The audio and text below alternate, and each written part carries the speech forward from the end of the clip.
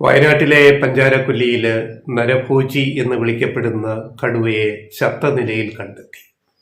കഴിഞ്ഞ 3-4 ദിവസമായി പഞ്ചാരക്കൊല്ലി ജനവാസ മേഖല, വനത്തിനോട് ചേർന്ന മേഖലയിലെ ഒരാളെ കൊലപ്പെടുത്തിയ കടുവയാണ് അവസാനം ചത്ത നിലയിൽ കണ്ടെത്തിയത്. അപ്പോൾ ഇതേക്കുറിച്ചുള്ള വലിയ ചർച്ചകൾ നമ്മുടെ മാധ്യമങ്ങളിൽ നാട്ടിൽ നടക്കുകയാണ്. ഈ സാഹചര്യത്തിൽ മുൻ കേന്ദ്ര വനം പരിസ്ഥിതി മന്ത്രിയും ആരോഗ്യമന്ത്രിയും പരിസ്ഥിതി പ്രവർത്തകയൊക്കെ ആയിട്ടുള്ള മനേക ഗാന്ധി, BJP നേതാവ് കൂടിയായ മനേക ഗാന്ധി, BJPയുടെ MP ആയ അവർ ഇപ്പോൾ മന്ത്രിയല്ലല്ലോ, പറഞ്ഞ ഒരു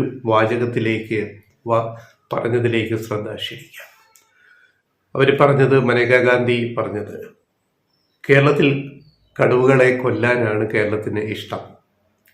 കടുവ ദേശീയ സമ്പത്താണ്. ഈ കൊല്ലുന്നത് നിയമവിരുദ്ധമാണ്. അപ്പോൾ കേന്ദ്ര ഉത്തരവിനെ അവർ ഉദ്ധരിക്കുന്നുണ്ട്. അവർ പറയുന്നത്, കടുവയെ വെടിവെച്ച് കൊല്ലരുത്. ആന, കടുവ, കാട്ടുപന്നി തുടങ്ങിയവയെല്ലാം വെടിവെച്ച് കൊല്ലാനാണ് കേരളത്തിന് ഇഷ്ടം.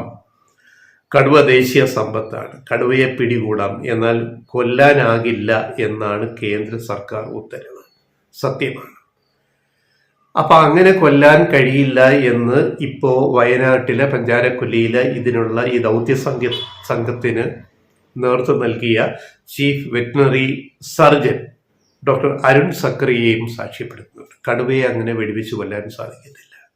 പക്ഷേ ഈ പ്രത്യേക സാഹചര്യത്തിൽ കടുവയെ ട്രാക്ക് ചെയ്ത് എത്തുമ്പോൾ ഇതിനെ ചത്ത നിലയിൽ കണ്ടെത്തി. അതിന്റെ കഴുത്തിൽ ആഴത്തിൽ മുറിവുണ്ട്, പഴക്കമുള്ള മുറിവാണ്, പിന്നെ ദേഹത്തൊക്കെ മുറിവുകളുണ്ട്. അപ്പം മറ്റ് മൃഗങ്ങളുമായുള്ള ഏറ്റുമുട്ടലിലോ മറ്റ് വനത്തിനുള്ളിൽ സംഭവിച്ച ഇതിന്റെ പേരിലാവാം പരിക്ക്. അതിന്റെ ബാക്കി കാര്യങ്ങൾ പോസ്റ്റ്മോർട്ടം ചെയ്തു കഴിഞ്ഞാലേ മനസ്സിലാവൂ. അങ്ങനെ വയനാട്ടിലെ കുപ്പാടിയിലെ വനം വകുപ്പിന്റെ വലിയ സംവിധാനങ്ങളുണ്ട് മൃഗങ്ങളെ പോസ്റ്റ്മോർട്ടം ചെയ്യാനും മറ്റേ ക്യാപ്റ്റിവിറ്റിയിൽ നോക്കാനും ഒക്കെയുള്ള. അപ്പൊ അവിടേക്ക് കടുവയുടെ ജഡം 7 വയസ്സുള്ള പെൺകടുവയാണ് ഈ ചത്ത നിലയിൽ കണ്ടെത്തിയത്. അപ്പൊ എങ്ങനെ കടുവ ചത്തു എന്നുള്ളത് കണ്ടെത്താൻ അവർക്ക് ഇനി വിശദമായ പോസ്റ്റ്മോർട്ടം ചെയ്യേണ്ടി വരും എന്ന് ഡോക്ടർ അരുൺ സക്കറിയ പറഞ്ഞിട്ടുണ്ട്. അപ്പോ ഇതൊരു വിഷയമാണ്. ഇപ്പൊ ഡോക്ടർ അരുൺ സക്കറിയെ 2 കൊല്ലം മുമ്പ് ഇങ്ങനെ വന്യജീവി, പിന്നെ മെയിൻ ആനിമൽ എന്നല്ല പറയേണ്ട, human animal conflict, gender equality വെച്ചിട്ട് മെയിൻ ആനിമൽ അല്ല, ഹ്യൂമൻ ആനിമൽ കോൺഫ്ലിക്റ്റ് കേരളത്തിലെ വനമേഖലയോട് ചേർന്ന് താമസിക്കുന്ന ജനങ്ങളുടെ ജീവിതമാർഗത്തെ വരെ തടസ്സപ്പെടുത്തുന്ന തലത്തിലേക്ക് എത്തുമ്പോൾ, അത്തരം ചർച്ചകളും വാർത്തകളും വരുമ്പോൾ ഞങ്ങൾ നമ്മുടെ യൂട്യൂബ് ചാനലിന് വേണ്ടി 2 കൊല്ലം മുമ്പ് വയനാട്ടിൽ പോയിട്ട്, കുപ്പാടി പോയിട്ട് ഡോക്ടർ അരുൺ സക്കറിയെ ഇന്റർവ്യൂ ചെയ്ത ഒരാളാണ് ഞാൻ. അന്ന് അദ്ദേഹം വളരെ നിഷ്കളങ്കനും വളരെ ഈ ശാസ്ത്രീയമായിട്ട് ഈ പറയുന്ന വന്യമൃഗങ്ങളുടെ കാര്യത്തെപ്പറ്റി പഠിച്ചിട്ടുള്ള ഒരാളാണ് ഡോക്ടർ അരുൺ സക്കറിയ. അപ്പൊ അദ്ദേഹമായിട്ട് വളരെ വിശദമായ 1 മണിക്കൂർ നീളുന്ന, ഏകദേശം 1 മണിക്കൂറോളം നീളുന്ന ഒരു അഭിമുഖം എടുത്ത നമ്മുടെ ന്യൂസ് സംഘത്തിൽ, നമ്മുടെ യൂട്യൂബ് ചാനലിന് വേണ്ടി ചെയ്ത ഒരാളെന്ന നിലയിൽ ഞാൻ പറയുകയാണ്. അദ്ദേഹം എപ്പോഴും അന്നും പറഞ്ഞൊരു കാര്യം ഞാനിവിടെ ഓർക്കുന്നു, കടുവ കാട്ടിൽ വേണം. കടുവ കാട്ടിലില്ലെങ്കിൽ ഈ കാട്ടിലെ ആവാസ വ്യവസ്ഥ മുഴുവൻ തകിടം മറിയും. കാട്ടിലെ വന്യമൃഗങ്ങളുടെ, അത് ഈ പറയുന്ന മാംസാഹാരം കഴിക്കുന്ന മൃഗങ്ങളായാലും സസ്യാഹാരം കഴിക്കുന്ന മൃഗങ്ങളായാലും, ഇപ്പൊ കാട്ടുപന്നി അല്ലെങ്കിൽ മാനുകൾ, ഈ ഒരു വ്യവസ്ഥ നിലനിൽക്കാൻ അതിന്റെ ടോപ്പ് അപെക്സിൽ എപ്പോഴും ഒരു കടുവ ഉണ്ടാവും. ഒരു കടുവയുടെ സാന്നിധ്യം അവിടെ വേണം. ഒരു കടുവയല്ല, ഒരു കാട്ടിൽ ഇത്ര കടുവ, ഇത്ര ഏരിയയിൽ, ഇത്ര സ്ക്വയർ കിലോമീറ്ററിൽ എന്നുള്ള ശാസ്ത്രീയമായ ഒരു കാര്യമാണ്. അപ്പോൾ കടുവകളെ നശിപ്പിച്ചാൽ വനം നശിക്കും, പിന്നെ അത് മനുഷ്യന് ഭീഷണിയാകും. ഒരു കടുവ കാട്ടിലില്ലെങ്കിൽ അവിടെ മറ്റു വന്യമൃഗങ്ങളുടെ എണ്ണം വർദ്ധിക്കുമ്പോൾ ആ വന്യമൃഗങ്ങൾ ജനവാസ മേഖലയിലേക്ക് വരും. ജനവാസ മേഖലയിലേക്ക് വരുമ്പോൾ അവിടെ ഈ പറഞ്ഞ ഹ്യൂമൻ ആനിമൽ കോൺഫ്ലിക്റ്റ് വരും. ഇപ്പം മലയോര മേഖലയിൽ ഒരു കൃഷിയും ചെയ്യാൻ കർഷകർക്ക് സാധിക്കുന്നില്ല. ഒരു കൃഷിയും. ആ അവസ്ഥയിലേക്ക് കേരളത്തിലെ മലയോര മേഖല എത്തിയിട്ട് 4-5 വർഷങ്ങൾ കഴിയുന്നു. കർഷകരുടെ ജീവിതം വളരെ ദുരിതത്തിലാണ്. അപ്പോൾ ഇവിടെ മനേകാ ഗാന്ധി പറയുന്നത് ഈ വനമേഖലയോട് ചേർന്ന് താമസിക്കുന്ന ജനങ്ങൾ അവിടുന്ന് കുടിയൊഴിഞ്ഞു പോയാൽ മാത്രമേ മൃഗങ്ങൾക്ക് സ്വൈരവിഹാരം നടത്താൻ പറ്റൂ എന്നാണ് മനേകാ ഗാന്ധിയുടെ വാദം. തിരിച്ചൊരു ചോദ്യം അപ്പോൾ വരും, ഈ ഹ്യൂമൻ ആനിമൽ കോൺഫ്ലിക്റ്റിന് പരിഹാരം എന്താ ചെയ്യേണ്ടത്? ഇത് പരിഹാരമില്ലാത്തൊരു വിഷയമായിട്ട് ഇങ്ങനെ നീണ്ടു പോയ എത്രയോ 4-5 വർഷങ്ങൾ കഴിയുന്നു. കേരളത്തിൻ്റെ കാര്യത്തിൽ കേരളത്തിൽ വനവിസ്തൃതി കൂടുന്നു, കുറയുന്നില്ല. അപ്പോൾ ഈ മൃഗങ്ങൾ ജനവാസ മേഖലയിലേക്ക് വരുന്നു. അതാദ്യം പന്നി വരുന്നു, പിന്നെ മാൻ കൂട്ടങ്ങൾ വരുന്നു, ആന വരുന്നു. അപ്പൊ ഇങ്ങനെ വരുന്ന ആഹാരം സ്വീകരിച്ച വന്യമൃഗങ്ങൾ ഇങ്ങനെ ആഹാരം തേടി വരുമ്പോൾ അതിന് പിന്നാലെ കടുവയും പുലിയും ഈ പറയുന്ന മാംസം ഭക്ഷിക്കുന്ന മൃഗങ്ങൾ അതിന്റെ പിന്നാലെ വരും.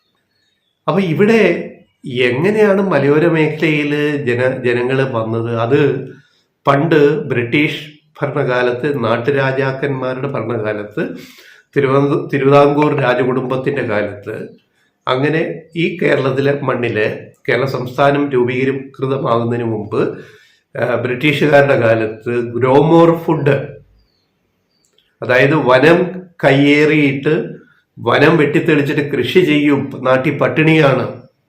1-ാം ലോകമഹായുദ്ധം, 2-ാം ലോകമഹായുദ്ധം, ഈ ഒരു കാലയളവ് 1919, 1945 വരെയുള്ള ഒരു കാലഘട്ടം. 47 ഇന്ത്യക്ക് സ്വാതന്ത്ര്യം കിട്ടും. അപ്പൊ ഗ്രോമോർ ഫുഡ് എന്ന് പറഞ്ഞിട്ട് നമ്മുടെ നാട്ടിൽ നഗരങ്ങളിൽ, അന്നത്തെ ചെറു പട്ടണങ്ങളിൽ നിന്ന് ആൾക്കാരോട് വനമേഖലയിൽ പോയി വെട്ടിത്തെളിച്ച് കൃഷി ചെയ്യൂ എന്ന് പറഞ്ഞ് കുടിയേറി വന്ന സമൂഹത്തിന്റെ പിന്മുറക്കാരാണ് ഇപ്പോഴേ മലയോര മേഖലയിൽ താമസിക്കുന്നവര്.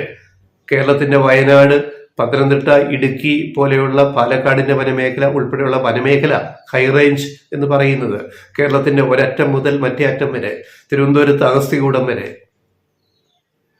അപ്പൊ ഇത്രയും വലിയൊരു വനമേഖലയിലേക്ക് ജനങ്ങളെ അന്ന് പട്ടിണി മാറ്റാൻ തള്ളിവിട്ട സർക്കാരുകൾ അന്ന് ഇവിടെ ഉണ്ടായിരുന്നു, ഭരണകൂടങ്ങൾ. അവരുടെ പിന്തുണയോടുകൂടിയാണ് ജനങ്ങൾ കുടിയേറ്റം എന്ന് പറയുന്ന കാര്യത്തിലേക്ക് പോയത്. അങ്ങനെ അവർ കയ്യേറി കൃഷിയിടമാക്കിയ ഭൂമി, വനഭൂമി കൃഷിയിടമാക്കി അതിന് സർക്കാർ പട്ടയം കൊടുത്തു. ആ പട്ടയഭൂമിയിലാണ് മലയോര മേഖലയിലെ ജനങ്ങൾ ജീവിക്കുന്നത്. ഇപ്പോൾ ഈ അടുത്ത 5 വർഷം, 10 കൊല്ലത്തിനും ഇപ്പുറം 5 വർഷത്തിനുള്ളിലായിട്ടാണ് ഈ വന്യമൃഗശല്യം ഇത്രയും വർദ്ധിച്ചത്. അപ്പോൾ അതിൻ്റെ കാരണങ്ങൾ കണ്ടെത്തുമ്പോൾ അത് വേറെ പലതുമുണ്ട്. അതൊക്കെ ഈ ഒരു വീഡിയോയിൽ മുഴുവൻ പറയാൻ നമുക്ക് സാധിക്കത്തില്ല. ഇപ്പോഴത്തെ വിഷയമാണ് ഞാൻ പറയുന്നത്. ഹ്യൂമൻ ആനിമൽ കോൺഫ്ലിക്റ്റ് പരിഹരിക്കാൻ ഒരു സർക്കാരും വിചാരിച്ചാൽ സാധിക്കത്തില്ല. അതാണ് ഇന്നലെ കണ്ണൂരിലെ മലയോര സംരക്ഷണ ജാഥ, കോൺഗ്രസിന്റെ നേതൃത്വത്തിലെ VD സതീശൻ പ്രതിപക്ഷ നേതാവ് നേതൃത്വത്തിലുള്ള മലയോര സംരക്ഷണ യാത്ര, ആ യാത്രയിൽ അത് ഉദ്ഘാടനം ചെയ്തുകൊണ്ട് KPCC പ്രസിഡന്റ് കെ സുധാകരൻ പറഞ്ഞ ഒരു വാചകം ഇവിടെ നമ്മൾ ഓർക്കണം. ആ വീഡിയോ യൂട്യൂബിൽ കിടപ്പുണ്ട്, ചാനലുകളിൽ വന്നതാണ്. അതായത്, ഞാൻ പണ്ട് വനമന്ത്രിയായിരുന്നു, കെ സുധാകരൻ KPCC പ്രസിഡന്റ് പറയാം, ഞാൻ പണ്ട് UDF സർക്കാർ വനമന്ത്രിയായിരുന്ന കാലത്ത് ആദ്യം ഫെൻസിങ് നോക്കി, വേലി കെട്ടുക, പിന്നെ കറണ്ട് പാസ് ചെയ്യുന്ന വേലി കെട്ടുക, ഒരു രക്ഷയില്ല. അതൊക്കെ അതൊക്കെ ചവിട്ടി മതിച്ചിട്ട് വീണ്ടും വനമേഖലയിൽ നിന്ന് കാർഷിക മേഖലയിലേക്ക് വരാൻ തുടങ്ങി. പിന്നെന്ത് ചെയ്തു? ഞങ്ങൾ കിടങ്ങ് ഒഴിച്ചു, വെള്ളം നിറച്ച് വെച്ചു. അതും കിടങ്ങ് ഉൾപ്പെടെ, ആനകൾ ഉൾപ്പെടെ കിടങ്ങിലെ മണ്ണ് നിറച്ച് കിടങ്ങ് നികത്തിയിട്ട് ആനകൾ വീണ്ടും കൃഷിയിടങ്ങളിലേക്ക് കയറാൻ തുടങ്ങി. അപ്പൊ ഇതൊന്നും ശാശ്വത പരിഹാരമല്ല എന്ന് പറഞ്ഞിട്ട് കെ സുധാകരൻ സ്വന്തം പാർട്ടിയിലെ പ്രതിപക്ഷ നേതാവിന്റെ മണ്ടക്കിട്ട് അടികൊടുത്തിട്ട് പറഞ്ഞു, VD സതീശന്റെ ചടങ്ങാണല്ലോ, ഇതൊന്നും ഒരു കാര്യമില്ല, ഒന്നും നടക്കാൻ പോടില്ല. അപ്പം മലയോര സംരക്ഷണ ജാഥ അങ്ങനെ കെ സുധാകരൻ ഉദ്ഘാടനത്തോടുകൂടി തന്നെ അതിന്റെ ഗ്യാസ് പോയി, അതിന്റെ ആംബിയർ പോയി. അപ്പൊ ഇത് രാഷ്ട്രീയ നേട്ടം കൊയ്യാനുള്ള ഒരു കാര്യമല്ല ഈ ഹ്യൂമൻ ആനിമൽ കോൺഫ്ലിക്റ്റ്. ഇത് പരിഹരിക്കാൻ നിലവിൽ നമുക്ക് ഒരു സംവിധാനവുമില്ല. ഇപ്പോൾ ഇന്ന് രാവിലെ കണ്ട വീഡിയോ, പത്തനംതിട്ട ജില്ലയിലെ മലയോര മേഖലയിലെ പത്തനംതിട്ട ജില്ലയിലെ വടശ്ശേരിക്കര അരീക്കക്കാവ് എന്ന് പറഞ്ഞ സ്ഥലത്ത് അതായത് ശബരിമലയോട്ട് പോകുന്ന പ്രധാന വഴിയുടെ ചേർന്നുള്ള സ്ഥലമാണ്. ശബരിമല വനത്തിനോട് ചേർന്നുള്ള ഭാഗമാണ്. വനമേഖല, അവിടെ ജനങ്ങൾ ഇതേപോലെ കുടിയേറ്റക്കാർ താമസിക്കുന്ന. അവിടെ ഇന്ന് രാവിലെ ഒരു സംഭവം വന്നിരിക്കുന്നത്, ഒരു മ്ലാവ് എന്ന് പറഞ്ഞാൽ മാൻവർഗത്തിൽ പെടുന്ന വലിയ ഒരു മൃഗമാണ് മ്ലാവ്. ഒരു മ്ലാവ് പരിക്ക് പറ്റി ഒരു വീട്ടുവളപ്പിൽ അവിടെ വന്ന് കിടക്കുകയാണ്. അതിന് നടക്കാൻ പറ്റില്ല, എൻ്റെ കാലൊക്കെ കൈയൊക്കെ ഒടിഞ്ഞിരിക്കുന്നു. അതിന് ഇവിടെ കഴുത്തിൽ വലിയ മുറിവുണ്ട്.